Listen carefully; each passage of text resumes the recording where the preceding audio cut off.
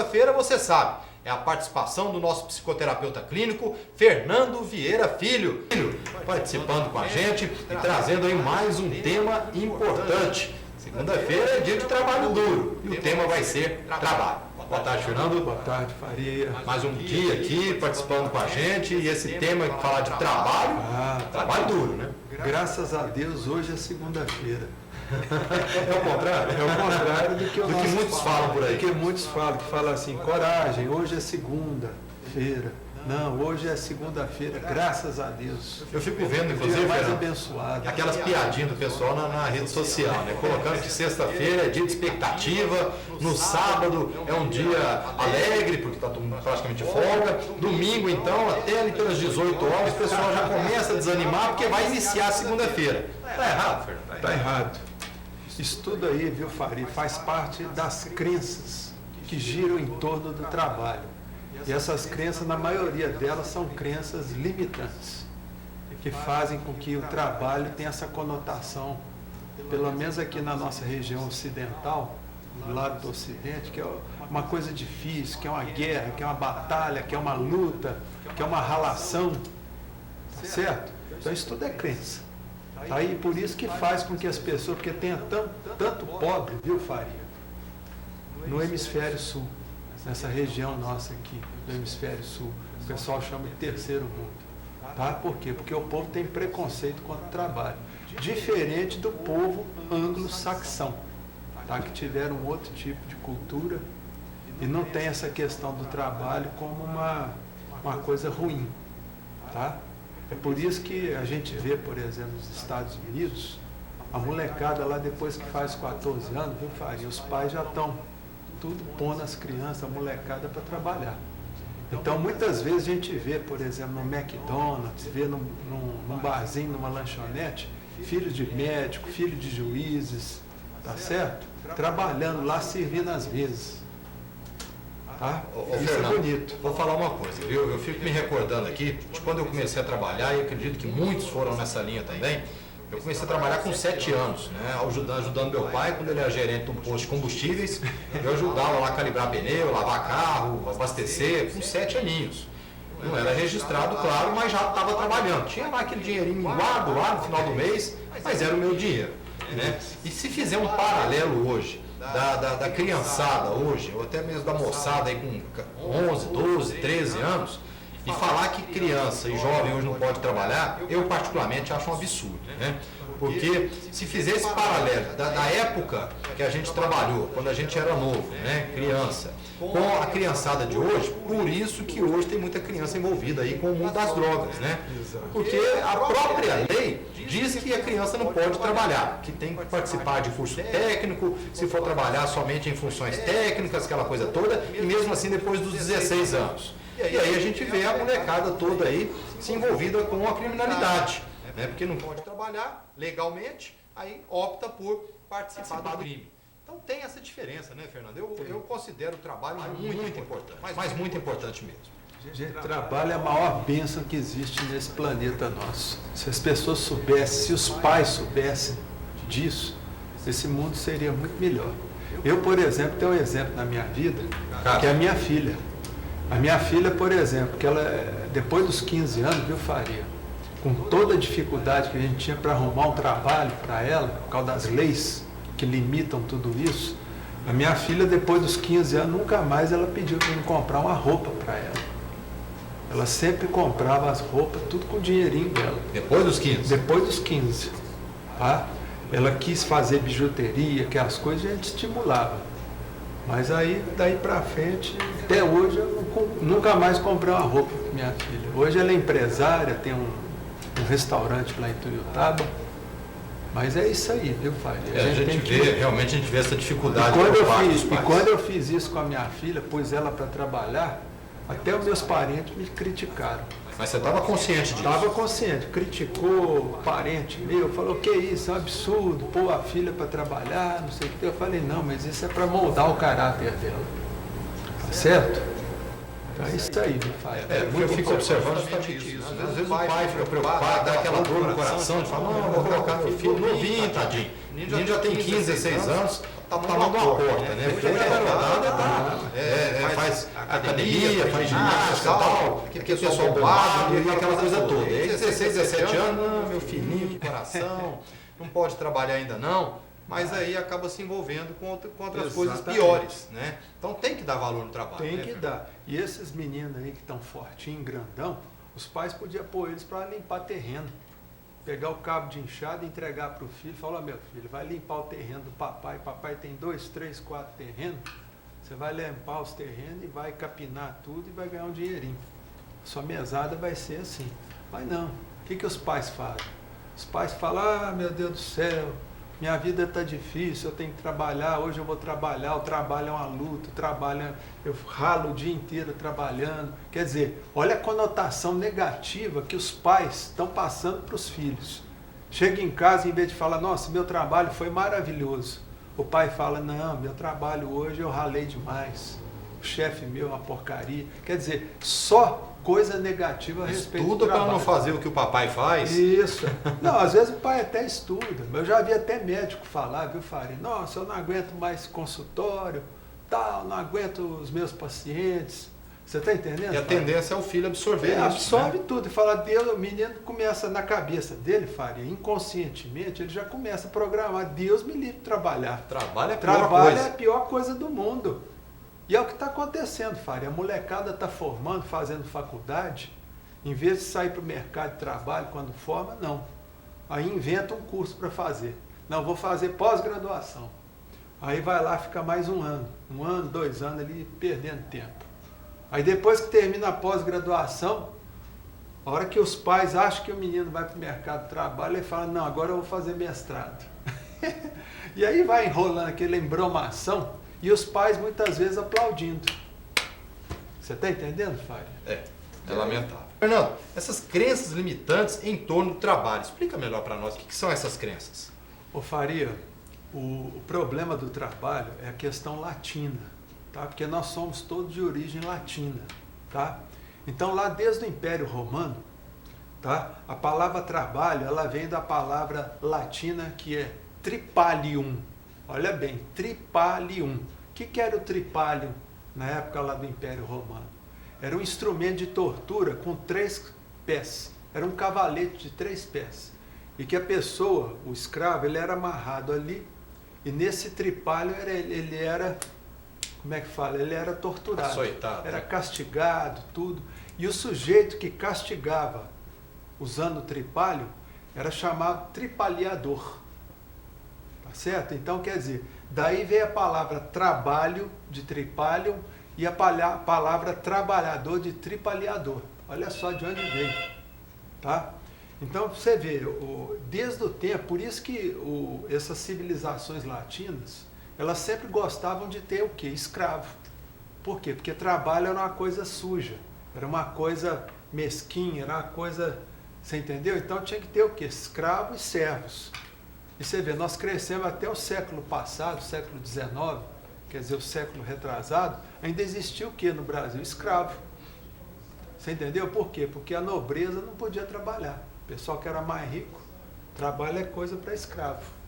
Então, quer dizer, essa noção de que trabalho é ruim, que trabalho é uma coisa ruim, é coisa para escravo, é coisa para servo, isso aí já está gravado no nosso inconsciente.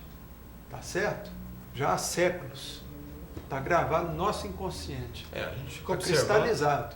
Porque realmente a questão do trabalho hoje para muitas das pessoas, né, é uma situação que a gente observa é bastante difícil, né? Como você mesmo disse, quem tem o poder aí realmente de não querer trabalhar é uma coisa. Agora, na maioria das vezes, acho que todo mundo deveria, por sentir realmente, se sentir bem no trabalho, né? A gente vê tanta gente que aposentou, né, Fernando, mas continua trabalhando, porque eu acho que se o cidadão parar de vez, às vezes tem um ritmo frenético, e aquele cidadão, se ele parar de uma vez, acaba ele ali até morrendo, se for o caso. Morre, sim. A depressão vem mesmo. Vem. Por quê? Porque a aposentadoria, lá vem também de uma palavra latina que chama pausare. Essa palavra pausar quer dizer o quê? Dar pausa. Quer dizer, dar pausa na vida. Você está entendendo? Então a conotação de aposentadoria é uma conotação de morte que está gravada no nosso inconsciente. Tá? Tinha até uma escritora ela morreu em 1989, a Simone de Beauvoir, que era esposa do Jean-Paul Sartre, que era outro grande escritor, ela escreveu um livro que chama A Velhice, tá? E nesse livro ela foi muito enfática na questão da aposentadoria. Ela falou, não existe palavra mais abjeta no dicionário do que aposentadoria. Olha só. E ela era uma filósofa, uma pessoa extraordinária. Então, quer dizer, ela falou a realidade. Minha aposentadoria, com essa conotação latina que tem, de dar pausa, entendeu? Em alguma coisa, é alguma coisa de muito cruel na vida do ser humano. Com certeza. Tá? Bom, a gente vai voltar a falar sobre essa questão, já abordando o tema trabalho. Trabalho que todos nós aí temos que valorizar e muito, principalmente para quem tem, né, Fernando? É claro, tem que valorizar, viu, Faria? Porque é uma coisa abençoada o trabalho. Tá? O trabalho é como se fosse uma prevenção que a pessoa tem contra a velhice, o envelhecimento, contra a saúde, contra a doença. Então, quer dizer, a pessoa... E é uma forma de aprendizagem magnífica que a pessoa tem. Acontece muito, Fernando, de pessoas procurarem o seu trabalho lá, orientação psicológica, devido a isso, né, aquele ritmo de vida acelerado, e aí a gente falou no bloco anterior, mas aí quando para, a pessoa parece que dá um baque geral. Baque. Por quê? Porque enquanto muitas vezes a pessoa tem um trabalho, ela tem aquele poder, aquela autoestima, e quando ela perde o trabalho através da aposentadoria, ela perde aquilo ali, ela acaba perdendo o chão mesmo. Então, quer dizer, aquele poder que ela poderia ter, cai ali, o sujeito veste um pijama e aí, naturalmente, a doença vem. Pode ser o contrário também, Fernando. Às vezes uma pessoa que não trabalhou e vai começar a trabalhar e aí muda daquela rotina de descansado para uma rotina de intenso trabalho. Acontece isso também, da pessoa dar uma baqueada? É meio difícil, viu? Aí, não, o contrário já não acontece assim com... Por quê? Porque geralmente o sujeito que é meio descansado e começa a trabalhar, ele vai ter o quê? Um estímulo novo na vida dele, tá? Principalmente se ele for trabalhar numa profissão, num trabalho que é mais ou menos igual ao propósito de vida dele. Por exemplo, o sujeito nunca trabalhou e de repente ele arruma um emprego como pescador, que é uma coisa que ele gosta de fazer, tá certo? Porque passou a vida inteira pescando sem ganhar nada, e de repente ele arruma um trabalho como pescador. Aí aquilo ali para ele vai ser um estímulo, tá? Ele vai ficar cada vez melhor. Agora, o que acontece quando a pessoa ela perde aquele trabalho através da aposentadoria? Aí sim, a pessoa pode arrumar uma doença, tá? E essa doença geralmente ela vai levar a pessoa para o túmulo, tá? Vai levar ao óbito de uma forma ou de outra. O que é lamentável, né? Agora, Fernando, e é sempre importante a pessoa ter ali o seu propósito de vida, saber realmente direcionar suas atividades para o que gosta? Exatamente, Faria. Aliás, tem o Confúcio, ele viveu 500 anos antes de Cristo. E o Confúcio ele dizia o seguinte, que se a pessoa ela trabalhar dentro daquilo que ela gosta, dentro do propósito de vida dela, Faria, ela não vai trabalhar nenhum dia. Por quê? Porque o trabalho, em vez de ser uma coisa desgastante, uma coisa ruim, passa a ser o quê? Uma diversão. A pessoa que gosta do que faz, Faria, na realidade ela não trabalha, ela se diverte. Interessante. Tá? É muito bacana isso. Então a gente tem que buscar o quê? Aprender e descobrir qual que é a sua missão de vida, qual que é o seu propósito. Se você conseguir alinhar o seu propósito com o seu trabalho, pronto. Você vai viver para mais de 100 anos. É o que a gente vê, inclusive, nos jovens aí, né? Até pouco tempo a gente trouxe uma matéria aqui também, da Universidade de Uberaba, as oficinas que estavam tendo lá, para os jovens começarem a se identificar com o que quer para a vida, né? Exatamente. A gente vê, conversa com jovens universitários, principalmente, eles estão fazendo determinados cursos, você vai perguntar para ele, nem sabe por que ele está fazendo aquele curso, né? E vai ser pior ainda quando ele formar, porque ele fala, não, eu formei, mas não era o que eu queria. Exato. E aí pronto, né? É igual tem jovem, por exemplo, que forma, às vezes nem termina a faculdade que está fazendo, Faria, e já passa para uma outra faculdade. Aí o papai vai lá, paga, quer dizer, o pai faz isso, o pai faz aquilo, troca de curso. Eu já vi casos, por exemplo, de jovem que trocou de curso 3 vezes no ano. E não definiu. Não definiu. Você está entendendo? Por quê? Porque não tem propósito de vida. Então a pessoa ela tem que descobrir esse propósito de vida dela. Com certeza. Tá. Ô Fernando, também com relação, você comentava com a gente nos bastidores, e aí a gente traz esse assunto aqui realmente para o programa, porque a gente vê que os próprios veículos de comunicação, principalmente rádio, televisão, que trabalham diretamente com o telespectador, com, no caso, o internauta, a rádio, com o ouvinte, a gente vê que às vezes o próprio apresentador desestimula a pessoa do trabalho. As mensagens que eles passam na segunda-feira é como se fosse o pior dia da face da Terra. Eu vou falar aqui, porque eu não sou jornalista, então eu posso falar, tá? Tem, por exemplo, um programa que passa de jornalismo, que começa às 8 horas na TV Globo, tá? E lá tem um apresentador desse programa, vou falar o nome dele, que é o Chico Pinheiro, tá? O Chico Pinheiro, ele tem uma mania de toda segunda-feira, Faria, chegar e falar, gente, coragem, hoje é segunda-feira, com ironia. Como se fosse o pior dia do mundo. Pior dia do mundo. Então, quer dizer, eu acho aquilo muito negativo. Por quê? Porque de forma inconsciente, ele está se entregando. Ele está entregando o jogo dele. Porque se tiver gente lá na Globo, do RH, que entende esse tipo de linguagem, que a gente chama de linguagem subliminar, quer dizer, ele está dando um tiro no próprio pé. Porque se eu fosse do RH lá da Globo, eu ia dispensar o Chico Pinheiro. Eu ia despedir ele lá da Globo.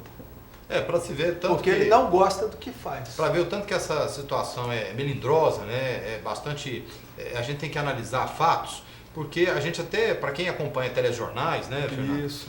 A gente observa o seguinte, sempre começa com notícias ruins, pode observar. Sempre começa com as notícias ruins, vai quase que o telejornal inteiro, chega no final, o que acontece? Terminam com notícias boas. Isso. A tendência é como se diz, depois de tanta coisa ruim, você termina com uma coisa boa, a pessoa se identifica Exato. com aquilo, né? Acha que realmente, como se diz, a situação tem jeito. Então é mais ou menos por aí. E no caso do Chico Pinheiro, a gente sabe, é um excelente profissional, tudo, só que ele está direcionando, às vezes, a fala e o comportamento dele para o que é errado. Né? Porque ao invés de você estimular uma pessoa a gostar do dia, que mais uma semana que está começando, um dia de trabalho realmente, que é muito importante. Quantas pessoas não gostariam de estar trabalhando e às vezes não podem por algum problema. Exatamente. Né? E aí me aparecem determinados companheiros da comunicação que agem contrário a isso. Né? Se fosse uma sexta-feira, a gente já observa o contrário. Até que fim é sexta-feira. Mas é o que ele fala.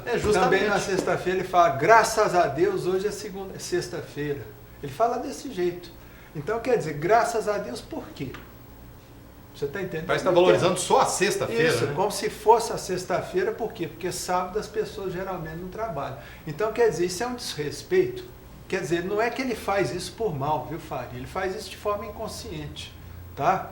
Porque isso é um desrespeito às pessoas que são inválidas, tá? As pessoas que são doentes, que não podem trabalhar e que gostariam de trabalhar, tá certo? Pessoas que têm doença mental, que gostariam de trabalhar, são aposentadas com 30, 40 anos, né? Quer dizer, é um desrespeito a essas pessoas. Com certeza. Tá? Eu considero dessa forma.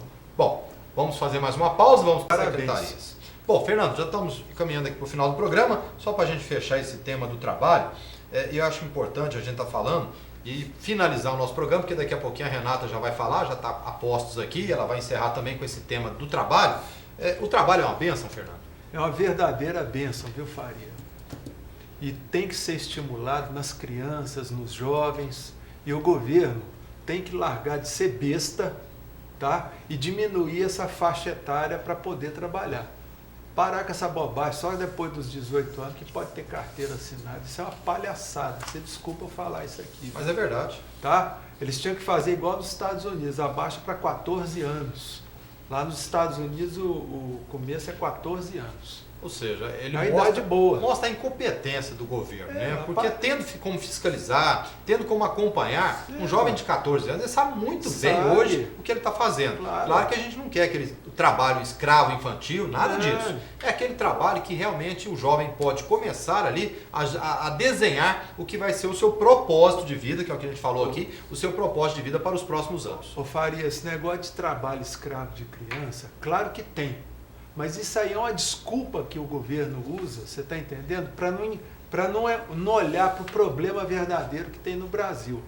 Tá? Criança com 14 anos, nos Estados Unidos, ela já responde por qualquer crime, depois dos 14 anos. Então, quer dizer, a criança com 14 anos, ela deveria ser estimulada ao trabalho. E o limite para carteira assinada tinha que baixar para 14 anos, sim senhor. Com certeza. Tá? Fernando, na câmera aberta aqui, Um grande abraço, mais uma abraço, vez, Faria. participando com a Muito gente, obrigado. trazendo sempre um tema bastante fantástico para a gente abordar aqui. E aí vamos